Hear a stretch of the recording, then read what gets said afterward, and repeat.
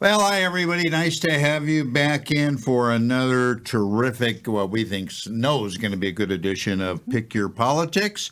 I'm your co host, Dennis Silvers, along with my terrific other co host, Stephanie Phillips. And we've got another great show for you today. And as you know, we both love politics. We like being involved in politics. We like talking about politics. So, as a consequence, we like getting people who are candidates who are already in office to talk about politics, but more importantly, to talk about issues. And if elected, what they're going to do to help not only us, but make it better for the whole country. As the country's a little upside down right now. We've got some serious issues that we're facing on a national level, but being that we're in Las Vegas, we got to take care of business at home in the state of Nevada, and that's just as important to us as everybody. Let me tell you a little bit about our special guest. Jim has been involved as an innovator in the computer software, internet, and telecommunications industry going way back to 1984 and 99. Before moving to Nevada, Jim was appointed by the Florida legislature and Governor Jeb Bush to serve on the Florida Information Service Technology Development Task Force. That's a mouthful. Yes, You can't I say was that with a reading piece that. of gun. Yeah. 2005, Jim moved to Nevada and continued to be active in politics. In 2016, Jim ran for and won the Nevada State Assembly seat for District 37 in Las Vegas, where he served on a lot of various committees. In 2020, Jim ran for Nevada's Congressional District 4 and says he was a victim of election fraud, and how ironic, because that's what we're going to be talking about today with him. Right. He was endorsed by then President Trump, by Jim Jordan, Andy Biggs, and the House Freedom Caucus. Pretty impressive. Jim is now a candidate for the Nevada Secretary of State, which is a very, very important position. So without further ado, let's bring up our special guest, Jim Marchant, and welcome him to Pick Your Politics. Jim, thank you for taking time out to come on the show. I know that Stephanie and I are looking forward to talking with you, my friend. Well, I appreciate it. It's always good to go on great shows like this. So let's go. Well, I know that Stephanie is going to talk and do a pretty deep dive on election integrity with you. But Nevada aside, Jim, do you think there is election integrity anywhere in this country right now? Mm-hmm. Well, there could be, but we don't know because the system that's in place all over the country is not very transparent, and we can't investigate and see what's going on. So, and that's one of the things that I've been charged to do by a group of people, some very close to President Trump, is to not only run for Secretary of State, but to come up with a system that could be implemented all over the country. I also started a coalition of America First MAGA type candidates, and we've got about 15 or 20 in there right now. We've got a couple of primaries to go to see if our candidates will advance. But we are working on the next system that we can implement all over the country that will be truly a fair and transparent election system. We're going to get away from the complexities that are inherent in our system right now and get back to the basics, because right now, most of America, majority of America, do not have confidence in our election system. Right. And we've got to change that. And that's exactly what I'm doing. I've been working since November 4th of 2020 when I technically lost my Congress race. So I've been working hard. We've made a lot of progress. We've got a huge national movement that is going on right now because of what I'm doing and what the coalition is doing. So we're going to just keep building on that. And hopefully very soon, we're going to have a fair and transparent election system all across the country. That would make a hell of a lot of people happy. Before I turn it over to Stephanie, what brought you out to Nevada from Florida? Well, I retired in 2003 from my last technology company, which was a voice over IP phone company, and wasn't anything a couple of years. And my cousin was a seed investor of a company that makes ice and water vending machines, believe it or not. Something, so I go from something, very technology oriented to something very basic. And that's what I wanted actually, because I was a little tired since working since 1984 in very intense industry. So took the opportunity, came out to Nevada and have a little small business here that is very good, and that's what I did when I came out here. And when I got out here, I saw a lot of problems in our political system. Our politicians were not doing what I thought was best for the people of Nevada, Right. and I decided to run in 16. And as you mentioned, I won and served in the Nevada Assembly representing District 37. And in my session, I was ranked by Matt Slapp, American Conservative Union, as the #1 most conservative legislator in the Assembly. Wow. So I'm proud of that. That's And great. that's hard to get, by the way. I was the only one that ranked in the 90 percentile range. And it took a lot of hard work to do that. You have to really study the laws and then know what the current laws that are being proposed. You have to study them and vote the right way. And I did, Yeah. based on my principles and my political values. And Okay. I think that's what the people of Nevada want. Yeah, absolutely. Congratulations on that, by the way. And we're getting closer and closer to getting Matt Schlapp on the show. So we're hoping to put that together very soon. Yeah, that'd be great. I want to jump into election integrity, but before we do that, will you tell the folks all watching what powers the Secretary of State has, your major responsibilities, and the biggest thing that you want to change when you get to office? Well, obviously, the Secretary of State office is probably one of the most important offices in our government, second to the governor, I believe.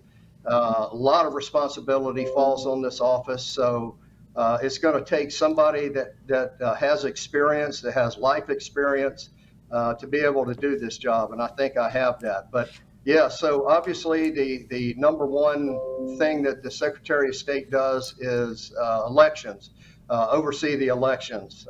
They also oversees the securities departments here in Nevada, the notary public, and a number of other things. It controls the registrations of corporations in Nevada. So it's going to take somebody that has a pretty good business acumen to understand what's needed and simplify the system and have it run like a well-oiled machine, which I'll do.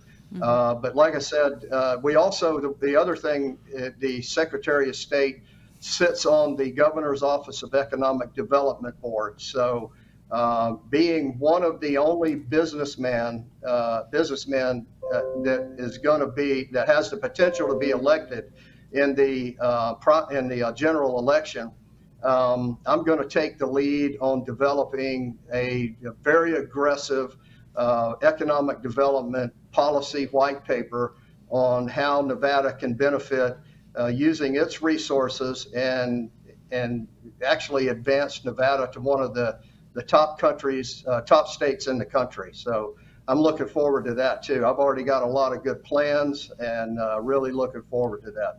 That's great. One of the things that people talk about that needs to, desperate attention in the Secretary of State's office is cleaning up the voter rolls. And all we heard from the 2020 election were how many thousands of people, voted that were either illegal immigrants, that were, dead voters, people who voted twice, people who moved out of the state and are still voting. So what does that look like, Jim, when you get to office? Well, right now, Nevada was one of the charter members for signing on with an organization called ERIC, which is the Electronic Registration Information Center.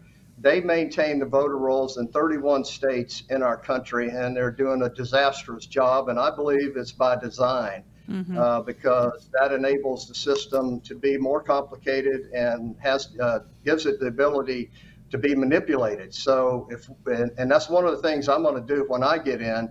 We're going to fire Eric right away, and we're going to bring that in-house. And my background's technology. I know databases like the back of my hand, and this is very easy for us to do in-house, and we're going to bring it in-house, and we're going to do it right. It's going to be transparent. It's going to be available to the public. And so that's a huge issue, because you're right.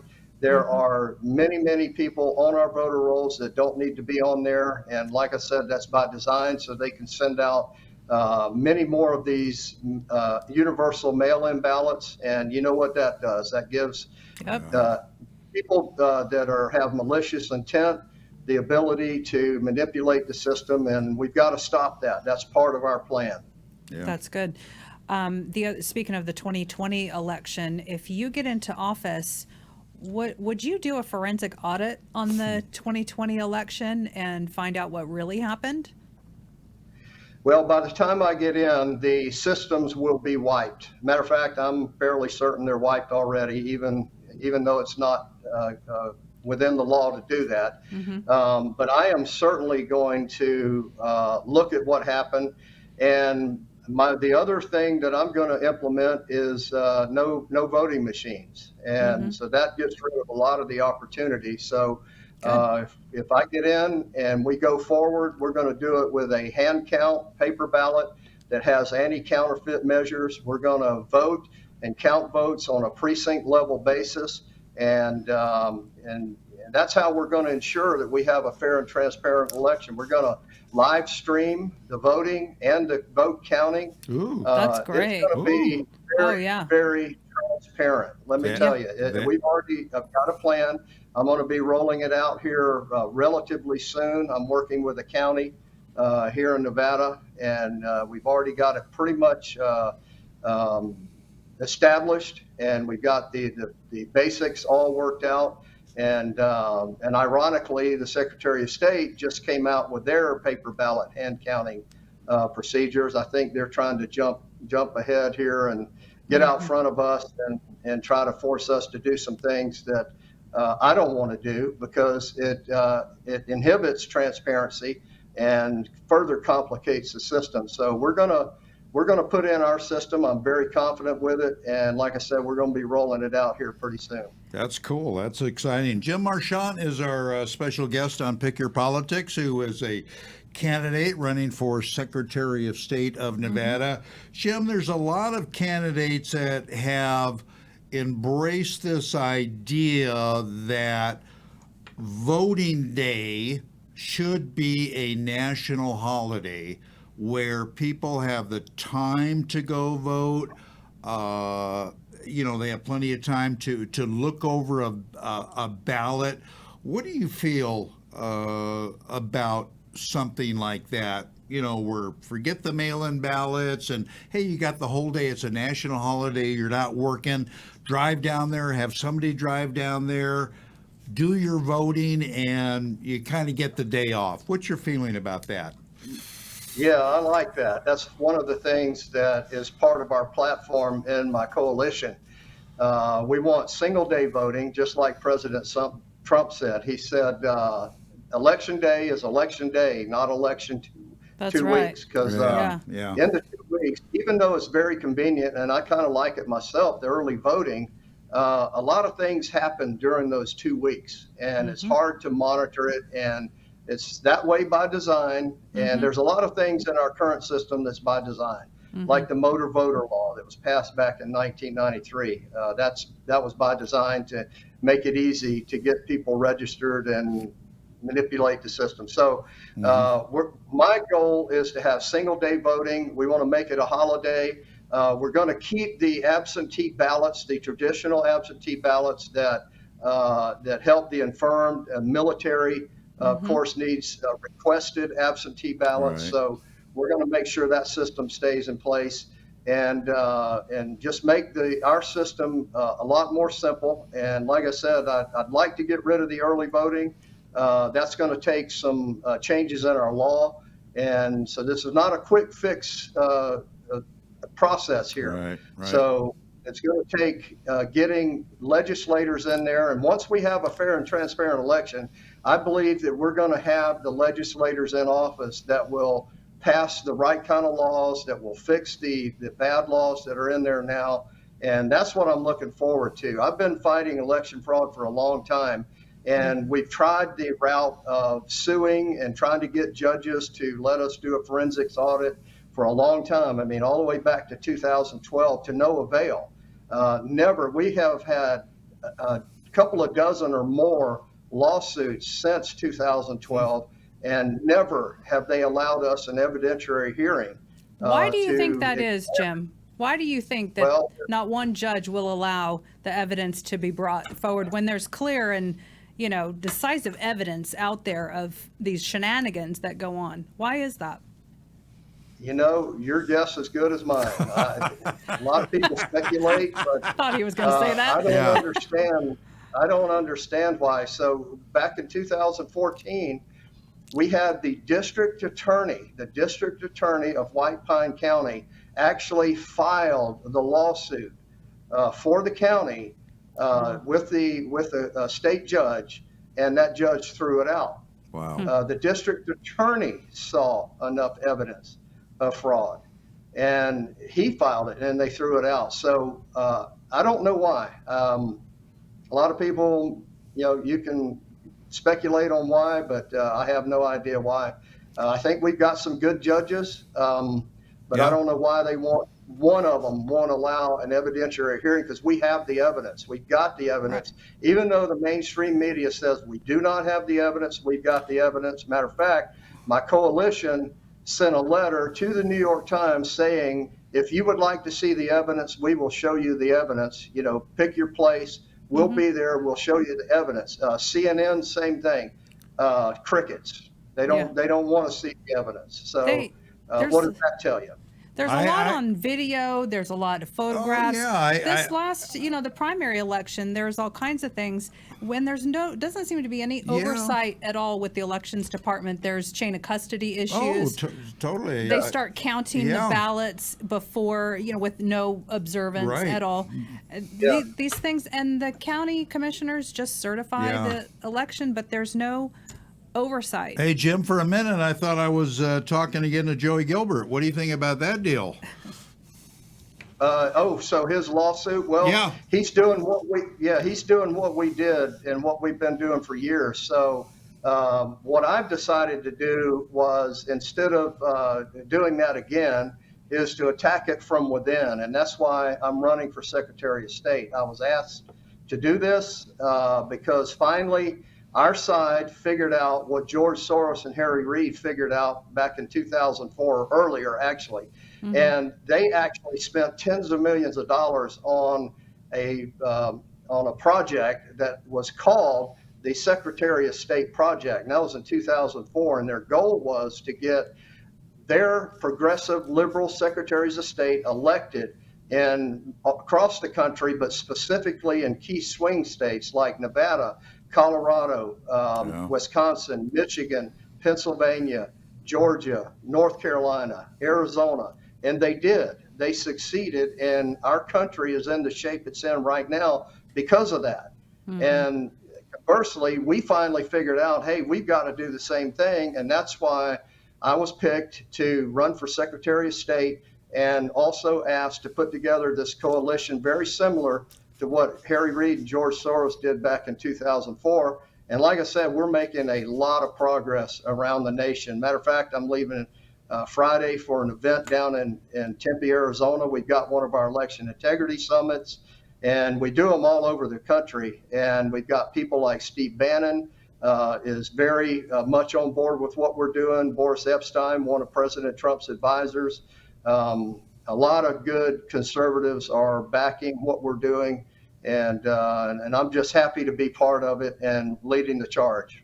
That's great. And what kind of effect has this had on your life? I know when we were talking the other day, and you're very outspoken about election integrity and things like that, and we all know big tech and the media They don't like that. They want to shut down that kind of talk. Right. So have you Yeah. talk about the personal effect and any kind of backlash that you've had because of all of this? Well, I get death threats almost daily. I get hate emails all day long. Wow. Um, Wow. so it's kind of ironic, but after the primary on June 14th, uh, Senator Chuck Schumer, the majority leader in the Senate, called me out by name on the floor of the Senate.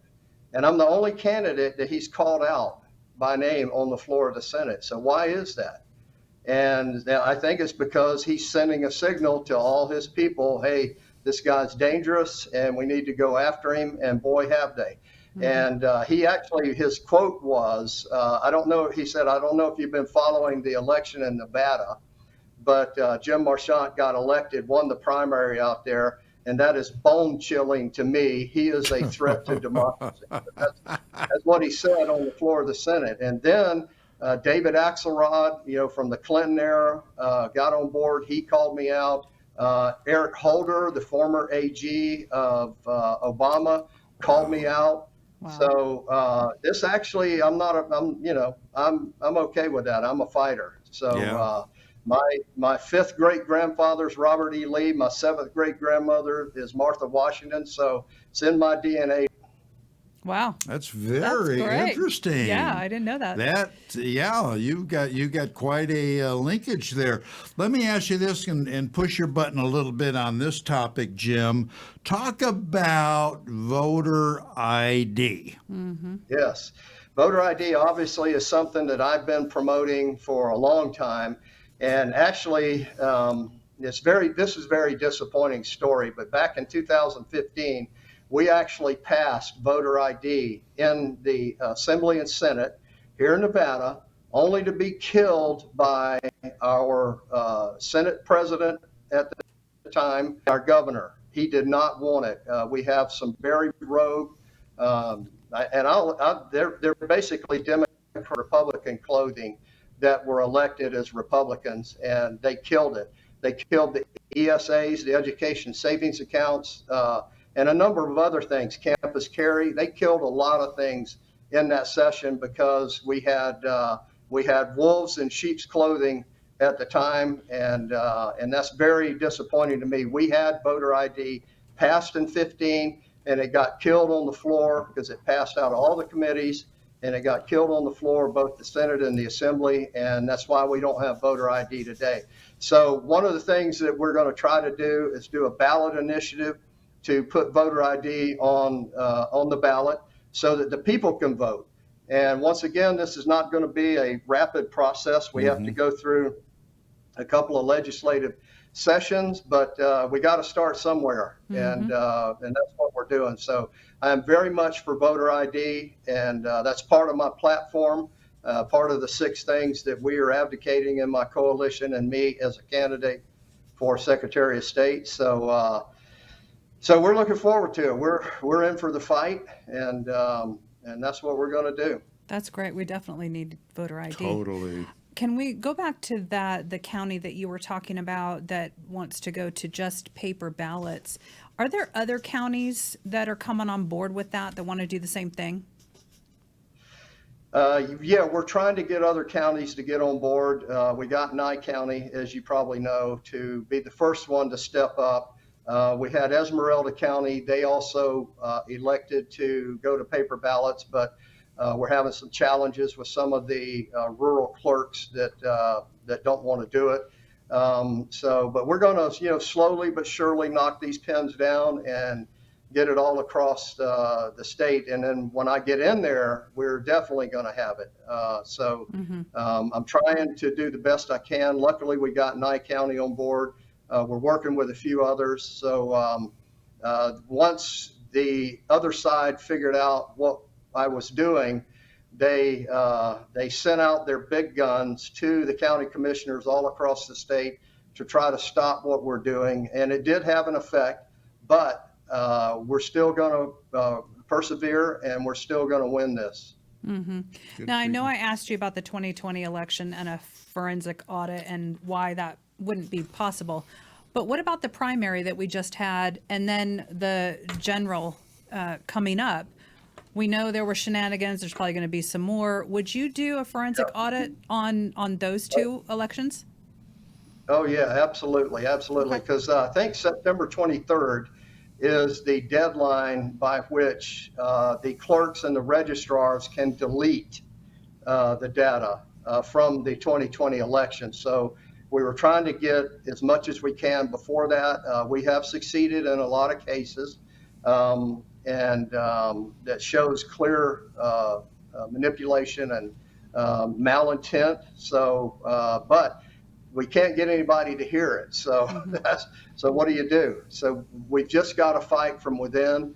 And I will do audits. I guarantee you we will have forensics type audits once I get in. And that is what is scaring the other side to death.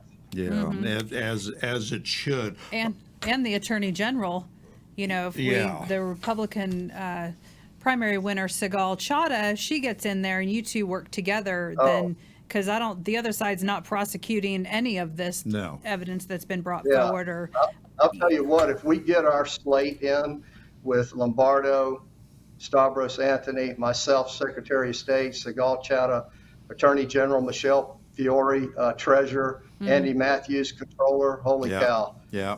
We will fix our state pronto, let me tell you.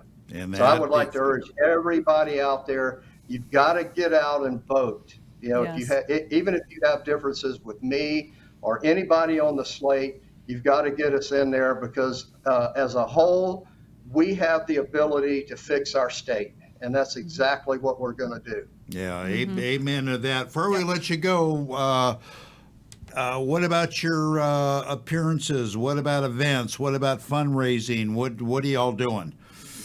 Yeah, well, obviously fundraising is a major part of our campaign. Matter of fact, it is the major part because we are not funded like the Democrats are. Money just flows into their bank accounts. Yeah. And unfortunately, that doesn't happen for us, the Republicans. So we're kind of, we always operate on a shoestring. And just like in my primary, my opponent, and this wasn't really, Republicans doing this, dark money came in and helped my opponent, one of my opponents, to the tune of $2.5 million. We know we tracked some of this back to Soros and his group. They did not want me in here. $2.5 million in the primary. Can you imagine that? Wow. And they outspent me. They outspent me 10-1. Luckily, I think I ran a pretty smart campaign, and we still won by 17% and over 38,000 votes, and beat all of that dark money. And it's because I'm a businessman, I know how to operate. Just like President Trump, he had a fraction of the money that Hillary Clinton had in 2016, and the same thing. He knew how to spend it and how to optimize, and that's what I have the ability to do. But that doesn't mean I don't need money. So if anybody's out there and they can help, go to my website, jimmarchant.com, JIMMARCHANT. Every penny helps, I'm telling you. And That's right. We've got to win this election. If we don't, I fear for our country. Yeah, we're in big trouble. Yeah. Sure. Jim, thanks so much for coming on. I know you're busy doing what you need to do. We wish you luck. Anything we could help you out with, please don't hesitate to get a hold of us. And we wish you well, my friend. Well, great. I sure appreciate it. Thank you for allowing me to come on your show. And good luck in the future. And I'll see both of you out and about. We'll got see it. you soon. You Thanks, got it. Jim. Thank you, Jim. Appreciate it. Jim Thank you. Marchant, everybody. Got some good ideas. Yeah, that's great. I hope that he can get in there and Got implement. some really good ideas. Yeah, we need a lot of help in We that need a office. lot of help. We need a lot of cleanup. Yes, we Anyway, do. that's going to do it for this edition of Pick Your Politics. And for Stephanie Phillips, I'm Dennis Silvers. We're looking for you next week, same time, same place, with another great show. So until then, get out and vote. So long, everybody.